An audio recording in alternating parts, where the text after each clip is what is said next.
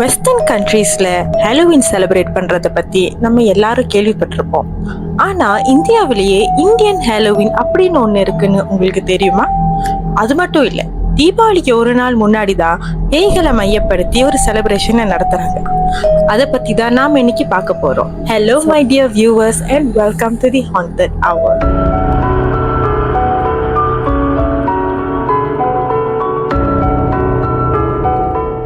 இந்தியாவில் இருக்கிற வெஸ்ட் பெங்கால்ங்கிற ஸ்டேட்ல செலிப்ரேஷன்ஸ்க்கு பஞ்சமே இல்லை.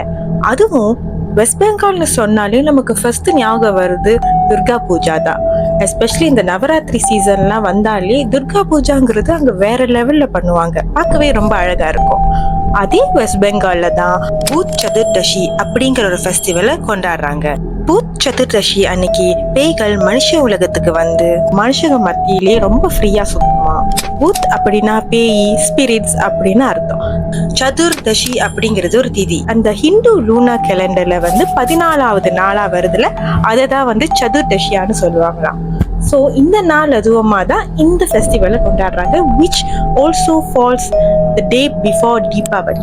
இந்த ஃபெஸ்டிவல் அவங்க எதுக்கு செலிப்ரேட் பண்றாங்கன்னா, இறந்து போன அவங்க முன்னோர்கள் ancestors எல்லாம் இருப்பாங்க இல்லையா, அவங்கள கௌரவிக்கிறதுக்காகவும் அவங்களுக்கு ஒரு நினைவஞ்சலி செலுத்துறதுக்காகவும் இந்த டேயை அவங்க டெடிகேட் பண்றாங்க. இந்த பூத் சதுர்தசிக்கு இன்னொரு பேரும் இருக்கு. அதுக்கு பேரு காளி சௌடாஸ். ஸோ ஒரு தரப்புல இப்படி ஒரு நம்பிக்கையும் இருக்கு, ancestors worship அப்படின்ட்டு. இன்னொன்னு தரப்புல அவங்க என்ன நினைக்கிறாங்கன்னா, இந்த நாள் அதுவுமா காளி தேவி வந்து அவங்க பயங்கரமான சாமுண்டா ரூபத்துல வந்து அந்த அன்னைக்கு எல்லாரும் வீட்டுக்கும் அந்த ஊருக்கு வருவாங்க அப்படின்ட்டும், அங்க இருக்கிற ஏதாச்சும் கெட்ட அமானுஷமான தீய சக்தி இருந்துச்சுன்னா அதையெல்லாம் வந்து அடிச்சு ஓட்டுறதாகவும் அவங்க நம்புறாங்க. இந்த பூத் சதுர்தசி அன்னைக்கு வெஸ்ட் பெங்கால்ல உள்ள ஃபேமிலிஸ் என்ன பண்ணுவாங்கன்னா, அவங்க வீட்டுல 14 லேம்ப்ஸை அவங்க ஏத்தி வைப்பாங்க வீட்டுல இருக்கிற எல்லா கார்னர்ஸ்லயும். எஸ்பெஷலி எங்கெங்கெல்லாம் ரொம்ப இருட்டா இருக்கோ அந்தந்த கார்னர்ல எல்லாம் இன்னும் ஏத்தி வைப்பாங்க. இதனால அவங்க என்ன நம்புறாங்கன்னா, எந்த ஒரு பேயோ இல்ல கெட்ட ஆத்மாவோ அவங்க வீட்டுக்கு நெருங்குதா இருந்தாங்கன்னா இந்த விளக்குகள் எல்லாம் பார்த்து அவங்க நெருங்க மாட்டாங்க அப்படின்னு நம்புறாங்க. இதே மாதிரி இன்னொரு ரீசனும் சொல்றாங்க. அது என்னன்னா, ஆரம்பத்துல சொன்னேன்ல, இது ஒரு ancestors worshipக்கான ஒரு நாள்னு. ஸோ இப்போ அவங்க ancestors இந்த நாள் அன்னைக்கு அவங்க ஃபேமிலிஸை விசிட் பண்ண வருவாங்க அப்படின்ட்டு ஒரு நம்புறாங்க. ஸோ அவங்க வரும்போது இந்த விளக்குகள்லாம் ஒரு வார்ம் வெல்கம் மாதிரி இருக்கும், லைக் அவங்கள வரவேற்கிறதுக்கான ஒரு ஏற்பாடா இருக்கும் அப்படின்ட்டு நம்புறாங்க.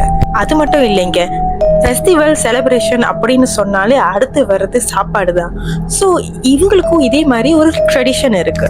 அது என்னன்னா, 14 விளக்குகள் ஏத்துறாங்கல்ல, அதே மாதிரி 14 விதமான காய்கறிகளை அங்க சமையல் பண்ணுவாங்க.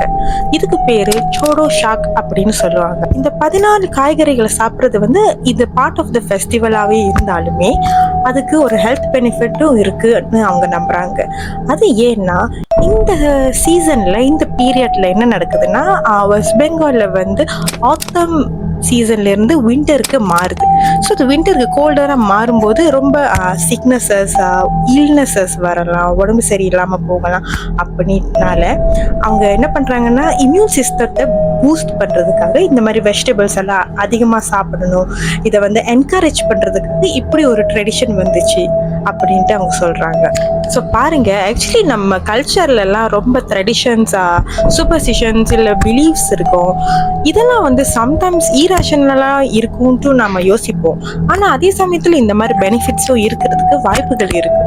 ஐ மீன், இது பாருங்களேன், காய்கறிகள் சாப்பிட்றதுக்காக, அதை ஊக்குவிக்கிறதுக்காக இந்த மாதிரி ஒரு ப்ராக்டிஸை அவங்க இன்கார்பரேட் பண்ணியிருக்காங்க இந்த ஃபெஸ்டிவலில்.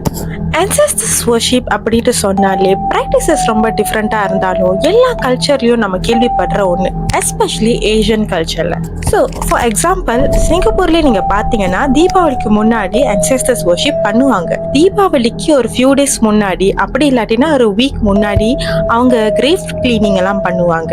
இப்போ ஃபார் எக்ஸாம்பிள் அவங்களுடைய லெஃப்ட் ஒன் வந்து புதைக்கப்பட்டிருந்தாங்கன்னா அவங்க சுடுகாட்டுக்கு போய் அவங்க ஃபேமிலியோட எல்லாரும் போய் சேர்ந்து கிரேஃபை க்ளீன் பண்ணிட்டு அங்கேயே வந்து பூக்கள்லாம் போட்டு அவங்களுக்கு பிடிச்ச சாப்பாடெல்லாம் வாங்கி கொடுத்து, அது மட்டும் இல்லாமல் அங்கே வந்து சாம்பிராணி அதெல்லாம் போட்டு ப்ரேயர்ஸ் பண்ணுவாங்க.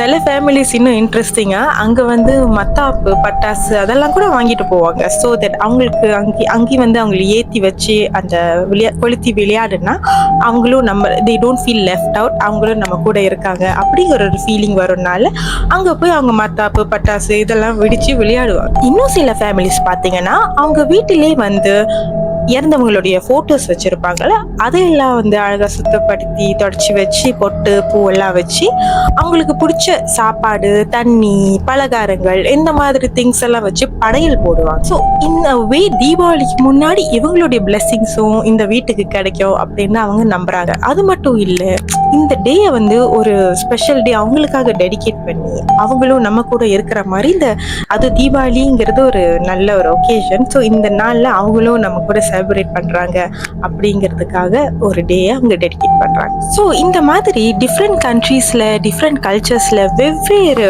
ancestors worship ப்ராக்டிசஸ் இருந்தாலுமே அதோடைய நோக்கம் ஒண்ணுதான். உங்க கண்ட்ரியில இல்ல உங்க கல்ச்சர்லயும் இந்த மாதிரி ப்ராக்டிசஸ் எல்லாம் இருக்கா? அப்படி இருந்தா கண்டிப்பா கீழே கமெண்ட் பண்ணுங்க, எனக்கும் தெரிஞ்சுக்க ஆர்வமா இருக்கு. இன்னைக்கு நீங்க பார்த்த கண்டென்ட் உங்களுக்கு பிடிச்சிருந்துச்சுன்னா கண்டிப்பா லைக் பண்ணுங்க, சப்ஸ்கிரைப் பண்ணுங்க. அது மட்டும் இல்ல, உங்களுக்கு இந்த மாதிரி நிறைய அன்யூஷுவல் ப்ராக்டிசஸ் அப்புறம் ஃபோக்லோ இதை பத்தி எல்லாம் கண்டென்ட் உங்களுக்கு இன்னும் வேணும்னா கீழே அன்யூஷுவல்னு கமெண்ட் பண்ணுங்க. டெஃபினெட்லி நான் மேலும் பற்பல வீடியோக்களை உங்களுக்காக போடுவேன். இருண்ட கனவுகளின் பாதையில் பயணம் செய்ய தயாரா? Good night.